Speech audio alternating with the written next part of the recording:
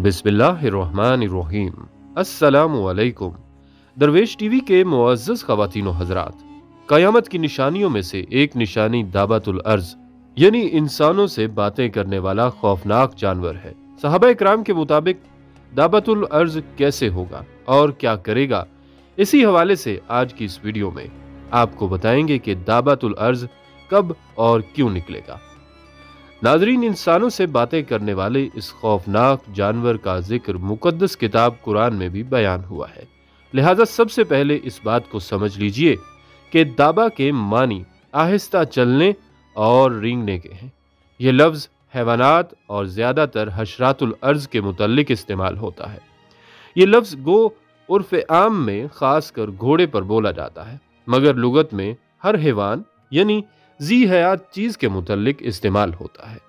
दाबतुल अर्ज़ का पैदा होना क़यामत की अखीर तरीन अलामत है। इस अजीब तरीन हैवान का नाम हदीस शरीफ में जस्सासा आया है। दाबतुल अर्ज़ से मुराद एक अजीबुल खलकत और नादिर शक्ल का जानवर है जो मस्जिद हराम में कोहे सफ़ा व मरवा के दरमियान से बरामद होगा और जिसका जिक्र कुरान मजीद में इन अल्फाज से किया गया है कि जो लोग अल्लाह की आयतों पर यकीन नहीं करते थे, जब उनके ऊपर अजाब का वादा साबित हो जाएगा तो अल्लाह पाक जमीन से उनके लिए एक जानवर निकालेंगे जो उनसे बातें करता होगा।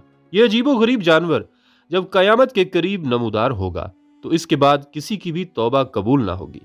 और उलमा इकराम फरमाते हैं कि वो जानवर चौपाया की सूरत में होगा जिसकी दराजी 60 गज की होगी। इस अजीबुल खलकत जानवर की शक्ल ये होगी कि चेहरा इंसानों की तरह, पांव ऊंट की तरह, गर्दन घोड़े की तरह, सिरीन हिरन की तरह, सींग बारहसिंगे की तरह और हाथ बंदर की तरह होंगे। इसके नमूदार होने की सूरत यह होगी कि कोहे सफ़ा जो काबा की मशरकी जाने वाक़े है यकायक जलजला से फट जाएगा और इसमें से ये जानवर निकलेगा। इसके हाथ में हज़रत मूसा अलैहिस्सलाम का असा होगा और दूसरे हाथ में हज़रत सुलेमान अलैहिस्सलाम की अंगश्तरी होगी। तमाम शहरों और इलाकों में इतनी तेजी के साथ दौरा करेगा कि कोई फर्द बशर इसका पीछा ना कर सकेगा और दौड़ में इसका मुकाबला करके उससे छुटकारा ना पा सकेगा। ये जानवर जहां जहां जाएगा हर शख्स पर निशान लगाता जाएगा। जो साहिब ईमान होगा उसको हजरत मूसा अलैहिस्सलाम के असा से छुएगा और उसकी पेशानी पर मोमिन लिख देगा और जो काफिर होगा उस पर हजरत सुलेमान अलैहिस्सलाम की अंगिश्तरी से स्याह मोहर लगा देगा और उसके मुंह पर काफिर लिख देगा। नाजरीन, ये दाबतुल अर्ज़ 3 मरतबा निकलेगा और एक दफ़ा तो हज़रत इमाम मेहदी के ज़माने में, फिर हज़रत ईसा अलैहिस्सलाम के ज़माना में और फिर आखिरी दफ़ा आफताब के मगरिब की जानिब से तुलू होने के बाद। नाजरीन, जिस जानवर का यहाँ जिक्र है ये लोगों के बिल्कुल बिगड़ जाने और दीन हक को छोड़ बैठने के वक्त आखिर ज़माने में जाहिर होगा, जबकि लोगों ने दीन हक को बदल दिया होगा। ये मक्का शरीफ से निकलेगा, वो बोलेगा, बातें करेगा और कहेगा कि लोग अल्लाह की आयतों का यकीन नहीं करते थे, बल्कि इब्ने अब्बास कहते हैं कि वो उन्हें जख्मी भी करेगा। बल्कि नाजरीन, सहाबा इकराम एक मर्तबा बैठे कयामत का जिक्र कर रहे थे तो रसूलुल्लाह सल्लल्लाहु अलैहि वसल्लम अरफात से आए। सहाबा को जिक्र में मशगूल देखकर फरमाने लगे कि कयामत कायम ना होगी कि तुम 10 निशानियां ना देख लो। फिर हुजूर सल्लल्लाहु अलैहि वसल्लम ने 10 निशानियां बताई और फरमाया कि सूरज का मगरिब से निकलना, धुआं, दाबतुल अर्ज़, याजूज माजूज, ईसा बिन मरियम का ज़हूर और दज्जाल का निकलना, और मगरिब, मशरिक और जजीरा अरब में 3 मरतबा जमीन धंस जाना और एक आग का अदन से निकलना जो लोगों का हशर करेगी, उन्हीं के साथ रात गुजारेगी और उन्हीं के साथ दोपहर का सोना सोएगी। नाजरीन, यहाँ ये बात जहन में रहे कि दाबतुल अर्ज़ 3 मरतबा निकलेगा। एक दौर दराज के जंगल से जाहिर होगा और इसका जिक्र शहर यानी मक्का तक न पहुंचेगा। फिर एक लंबे जमाने के बाद दोबारा जाहिर होगा और लोगों की जुबानों पर इसका किस्सा चढ़ जाएगा, यहाँ तक कि मक्का में भी इसकी शोहरत पहुंचेगी। फिर जब लोग अल्लाह की सबसे ज्यादा हुर्मत और अजमत वाली मस्जिद हराम में होंगे, उसी वक्त अचानक दाबतुल अर्ज़ उन्हें वही दिखाई देगा कि रुकने मुकाम के दरमियान अपने सर से मट्टी झाड़ रहा होगा। लोग उसको देखकर इधर उधर होने लगेंगे। ये मोमिनों की जमात के पास जाएगा और उनके मुंह को मिसले रोशन सितारे के मुनव्वर कर देगा। इससे भागकर ना कोई बच सकता है और ना छुप सकता है। यहां तक कि एक शख्स उसको देखकर नमाज को खड़ा हो जाएगा। ये उसको कहेगा, अब नमाज को खड़ा हुआ है। फिर उसकी पेशानी पर निशान कर देगा और चला जाएगा। और उसके इन निशानात के बाद काफिर मोमिन का साफ तौर पर इम्तियाज हो जाएगा। यहां तक कि मोमिन काफिर से कहेगा कि ए काफिर, मेरा हक अदा कर, और काफिर मोमिन से कहेगा, ए मोमिन, मेरा हक अदा कर। सबसे पहले जो निशानी जाहिर होगी वो सूरज का मगरिब से निकलना और दाबतुल अर्ज का जखी के वक्त आ जाना है। इन दोनों में से जो पहले होगा उसके बाद ही दूसरा होगा। लिहाजा आप सल्लल्लाहु अलैहि वसल्लम ने फरमाया कि 6 चीजों की आमद से पहले नेक अमाल कर लो। सूरज का मगरिब से निकलना, धुएं का आना, दज्जाल का आना और दाबतुल अर्ज का आना। नाजरीन, दाबतुल अर्ज के साथ हजरत मूसा अलैहिस्सलाम की लकड़ी और हजरत सुलेमान अलैहिस्सलाम की अंगूठी होगी। काफिरों की नाक पर लकड़ी से मोहर लगाएगा और मोमिनों के मुंह अंगूठी से मुनव्वर कर देगा। यहां तक कि एक दस्तरख्वान पर बैठे हुए मोमिन काफिर सब जाहिर होंगे। हजरत इब्ने अब्बास फरमाते हैं, इस जानवर के 4 पैर होंगे, सफा के खड्ड से निकलेगा, बहुत तेजी से खरूज करेगा जैसे कि कोई तेज रफ्तार घोड़ा हो, लेकिन 3 दिन में इसके जिस्म का तीसरा हिस्सा भी ना निकला होगा। हजरत अब्दुल्ला बिन उमर से जब इसकी बाबत पूछा गया तो फरमाने लगे, जियाद में एक चट्टान है, इसके नीचे से निकलेगा। मैं अगर वहां होता तो तुम्हें वो चट्टान दिखा देता। ये सीधा मशरिक की तरफ जाएगा और इस शोर से जाएगा कि हर तरफ इसकी आवाज पहुंच जाएगी। फिर शाम की तरफ जाएगा, वहां भी चीख लगाकर। फिर यमन की तरफ मुतवज्जा होगा, यहां भी आवाज लगाकर। शाम के वक्त मक्का से चलकर सुबह को अस्फान पहुंच जाएगा। लोगों ने पूछा, फिर क्या होगा?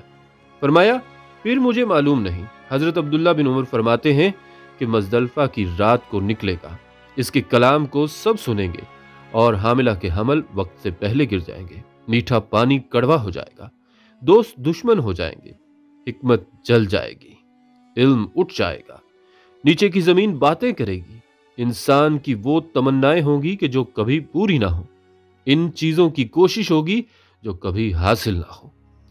इस बारे में काम करेंगे जिसे खाएंगे नहीं। अबू हुरैरा रजी अल्लाह तआला अन्हु का कौल है कि इस जानवर के जिस्म पर सब रंग होंगे, इसके 2 सींगों के दरमियान सवार के लिए एक फरसख की राह होगी। इब्ने अब्बास कहते हैं कि यह मोटे नेजे के और भाले की तरह का जानवर होगा। हजरत अली फरमाते हैं, इसके बाल होंगे, खुर होंगे, दाढ़ी होगी, लेकिन दुम ना होगी। 3 दिन में बमुश्किल 1/3 बाहर आएगा, हालांकि तेज घोड़े की चाल चलता होगा। अबू जुबैर का फरमान गिरामी है कि इसका सर बैल के सर के मुशाबा होगा, आंखें खंजीर की आंखों के मुशाबा होंगी, कान हाथी जैसे होंगे, सींग की जगह ऊंट की तरह होगी, शुतुरमुर्ग जैसी गर्दन होगी, शेर जैसा सीना होगा, चीते जैसा रंग होगा, बिल्ली जैसी कमर होगी, मैने जैसी दुम होगी, ऊंट जैसे पांव होंगे, हर 2 जोड़ के दरमियान 12 गज का फासला होगा। अब तो इस तरह मोमिन काफिर जाहिर हो जाएंगे कि खरीदो फरोख्त के वक्त, खाने पीने के वक्त लोग एक दूसरे को ए मोमिन और ए काफिर कहकर बुलाएंगे। दाबतुल अर्ज एक एक का नाम लेकर उनको जन्नत की खुशखबरी या जहन्नुम की बदखबरी सुनाएगा। नाजरीन, कयामत की ये निशानियां जब रसूलुल्लाह सल्लल्लाहु अलैहि वसल्लम ने लोगों को बताई और साथ ही इंसान के दोबारा जिंदा करके हिसाब लेने का जिक्र किया तो लोग हैरान परेशान हो गए और बहुत से लोग आपकी इन बातों का मजाक उड़ाने लगे और दोनों बातों को हंसी मजाक का जरिया बना लिया। कुछ ने तो जानबूझकर और कुछ ने कम इल्मी की वजह से, यानी दोनों ही बातें उनके लिए सिवाय ख्याली बातों के और कुछ ना था। तो वो लोग उठते बैठते तरह तरह से मजाक उड़ाते कि देखो मोहम्मद सल्लल्लाहु अलैहि वसल्लम नाउज़ुबिल्लाह दीवाना हो गया है, कैसी अनहोनी बातें करता। तो अल्लाह ताला उन्हें दीवाने लोगों को कुरान में खबर दे रहे हैं कि अगरचा तुम यकीन नहीं करते मगर कयामत का आना ज़रूरी है और आकर रहेगी और तुम दोबारा जिंदा किए जाओगे, फिर अपनी आंखों से ये सारा मामला देख लोगे। अभी नहीं मानते तो ना मानो। नाजरीन, आज का साइंसदान हजारों तजुर्बात करने के बाद अब कुरान पाक की बताई गई इस हकीकत तक पहुंचा है कि ये कायनात हमेशा के लिए कायम नहीं रह सकती, ना ये हमेशा से चली आ रही है, बल्कि इसकी उम्र 15-20 अरब साल है। और किसी दिन ये सब खत्म हो जाएगा, लेकिन वो कब होगा इसका हिसाब लगाना मुश्किल है। इसके बाद इसी मलबा से नई तख्लीक की बुनियाद पड़ेगी।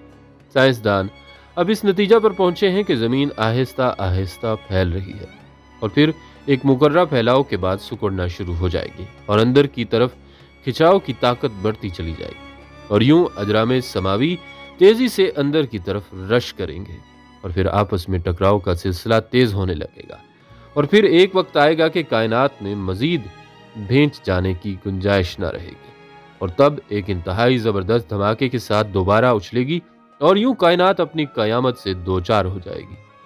नाज़रीन, कुरान की खबर से एक ही पैगाम मिलता है कि कयामत के नज़दीक कुदरती आफात ज्यादा होने लगेंगी।